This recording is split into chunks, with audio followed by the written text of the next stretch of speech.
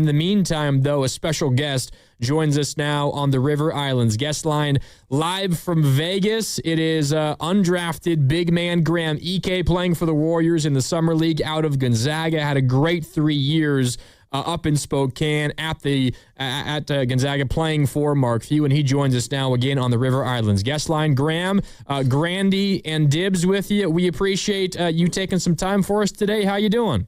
Doing well. Thank you very much for having me. I'm very appreciative of being here today with you both. Of course, Graham. Very, very nice of you, and we appreciate the time once again. Congratulations on the win yesterday. You had a nice performance, and you're on to the Vegas Summer League semifinals. How does that feel? Yeah, man, it feels great. Definitely something that we've been talking about since we put this squad together, and we definitely look forward to closing it out, but it starts tomorrow, and then we'll see what Sunday looks like. Well, let's just talk about your journey from the ouster in the NCAA tournament to now, where you go through, you don't get drafted, and you put in the work, and then you find your way to the Warriors. What's it been like for you from March until now in July, where you're a Golden State Warrior right now? Yeah, man, it's been a nonstop grind. A lot of traveling, a lot of meeting new faces, a lot of playing basketball, which is dope. That's everything I could ask for. It's been a great journey that's been exciting. I've been learning so much on the fly in these last few months. But it's definitely an experience that I've dreamed about since being a child, and I'm just so grateful to be here now. And even your collegiate career, you played your last 3 years at Gonzaga. Prior to that, though, in Wyoming, and you didn't play, I believe, in 2022, 2023. So, out of high school in Colorado, you go to Wyoming and then on to Gonzaga, where, of course, the team very good in your 3 years there, and you had a really, really good career with Mark Few at Gonzaga. What was your collegiate experience like going from Wyoming and then on to Gonzaga? Oh, man, it was everything I could have dreamed of and then some. Definitely some ups and downs in between. I had got hurt in my senior year. I tore my ACL like 3 games in, so I didn't play. Then I ended up going to Wyoming. I sat out half the season due to rehab and whatnot. Come back that second half playing well. Had a great second half of that season. And then the next season was kind of my breakout year. I averaged like 20 and 10. We ended up going to March Madness, which was awesome. Next year I get hurt with the foot injury, so I don't play. And then the transition from Wyoming to Gonzaga was special. It was a lot early on, like through the portal and whatnot, especially with things being brand new, but a lot of phone calls, a lot of digesting, trying to see where I wanted to go.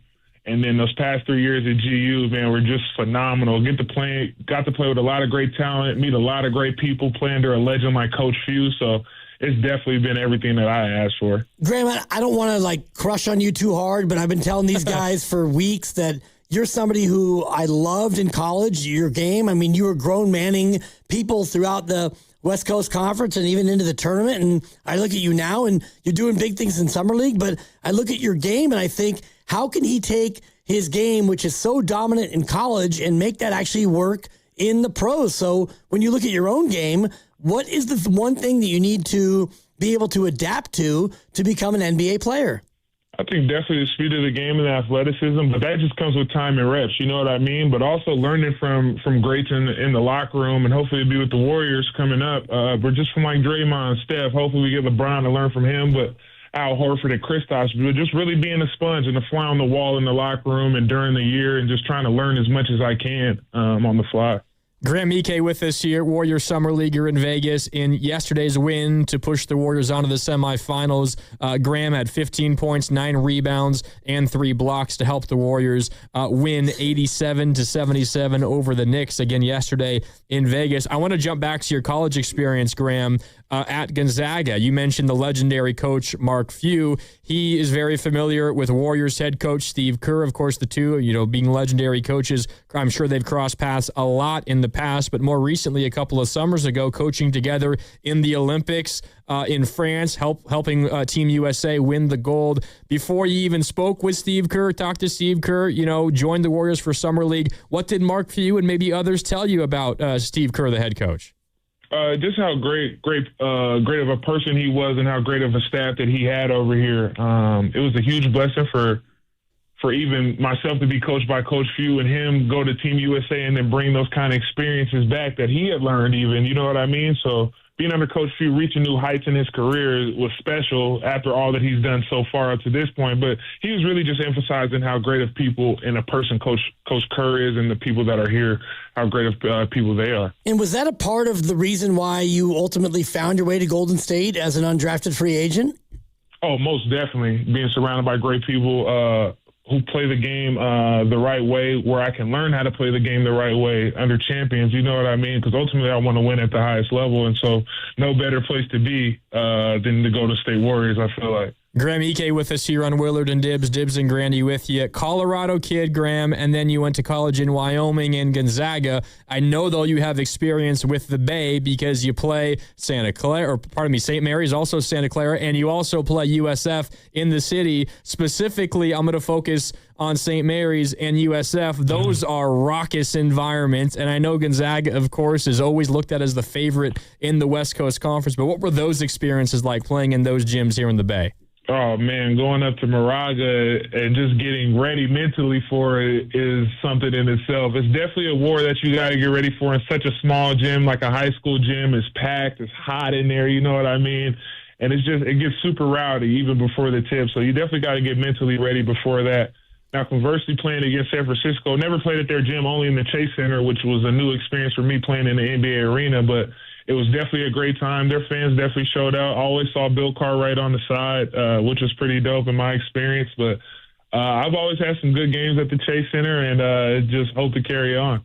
Chase Center, how'd you feel playing there? I mean, does it feel like a place you may feel comfortable? And it's interesting because you and Bill Cartwright actually share a commonality, which is a player who had 2,000 or more points in college and 1,000 or more rebounds. Wow, I did not know that Bill Cartwright had those achievements in college. That's big time. But definitely felt comfortable day one, like playing in there, just get a new feel. I felt like I remember my first game, I was saying to the guys, I was like, I feel like it's a little more springy on these courts. I can get up a little more, or maybe the rims were lower, but I know that's not the case. But definitely extremely comfortable playing in that gym and getting up and down in there. It feels like home already. Yeah, I'm not trying to get you to press a flex on people because, you've got people who will be on the Warriors with national championships, but you will be, when you make the team, and I think you'll be the only one on the squad who has that 2,000 points and 1,000 rebound moniker. Yeah, just all glory to God. And then my teammates that I've been around, to be able to put up 2,500 points is definitely something in itself. But I wouldn't be able to do that without my teammates or the coaching staff putting trust in me and my teammates giving me the ball, because we all know the guard has to get the ball to the big man inside. I'm not bringing it up every single time. So I really think it's a testament to my coaches and the guys that I've played with. That's elite humility right there. Yeah. I'll go ahead and flex for you, Graham, because I'm a huge Graham Ike guy, but you're in a very select group right now. Yeah, I appreciate that. I think it's like one of 86. I haven't counted them all up, but I'm looking at the names, and there's I'll trust you, yeah. There's like a Tim Duncan and Alonzo Mourning and David Robinson and Patrick Ewing and Larry Bird. So we'll go ahead and put you in that category, right, Graham? Yeah, I appreciate that. No doubt. Those are all legends right there. Great group to be a part of. Absolutely. Graham Ike with us here on Willard and Dibs, playing for the Warriors Summer League squad in Vegas by way of Wyoming and Gonzaga. Graham, 6'9", 245 is what the Warriors list you as. I'm curious, who you model your game after for maybe some Warrior fans that haven't seen a ton yet at the college level but are getting used to you in the Summer League right now. What kind of player do you think you can maybe mimic or the player's game that you maybe show the best? Who do you mimic yourself after? It's just so many guys that have played at this elite level that I try to model my game after, like Chris Bosh. I got a lot of Zach Randolph comparisons early on. I just love Carmelo's game and his footwork and his face-up within the mid-range spots, you know what I mean? And being from Colorado, I saw him play a lot in 07, 08. I saw those games a lot. But just, those kind of guys, LaMarcus Aldridge, of course, even a little bit of Sam Perkins going back lefty. I like to study the game. And so those are some of the guys that I try to model it after. So teammates with Yaxel Lendenborg, a lottery pick, and you both are in your, dare I say, mid-20s. Are you guys bonding as a couple of the OGs on this Summer League team? I don't know if we're mid-20s. Yeah, we got a couple more years. I mean, you're knocking on the door now, Graham. I mean, you're almost there now. Yeah, almost doesn't count. But, yeah, me and Yaxel, man, it's been a great bonding experience. A great person to be around. Super funny, man. Super charismatic, and then knows how to play the game the right way. Plays hard. A selfless human being, especially on the court. But a great guy to be around. I love Yaxel. He's awesome. Graham, we both like your game. Dibs has been very complimentary of your game. I'm curious what you could share with us that the Warriors have told you to focus on. What would they like to see you improve on in order for your future with the Warriors to be a long one? Yeah, they just kind of told me to come in, be myself, play hard, go in there, try to get offensive rebounds, extra possessions, and then just go and play great defense, be a vocal leader on the floor, especially defensively. And that's something that I try to hang my hard hat on, but definitely those key things right there. But just being myself. Any sense of like the short-term future? I'm not trying to get you to tell us what Mike Dunleavy has told you, but do you feel good about what's going to happen after Summer League between now and the start of camp?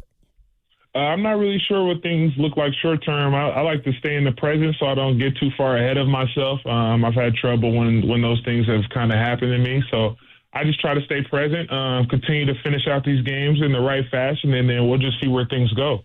Well, I know you just said that, but I'm going to ask you to think about it if it were to potentially happen. Just theoretically, Graham, your teammate was Steph and Draymond, and you mentioned LeBron earlier. I mean, what would something like that feel like? That would be ineffable, man, like something so good it would be hard to describe. I'll definitely tell you when I get there, but I just want to be a fly on the wall in that locker room and soak up and just try to help the team win as many games as possible, but definitely learn from these guys at an alarming rate as much as I can. Have you had a chance to interact with any of those guys, the aforementioned names, either in Summer League or throughout the process leading up to a possible camp?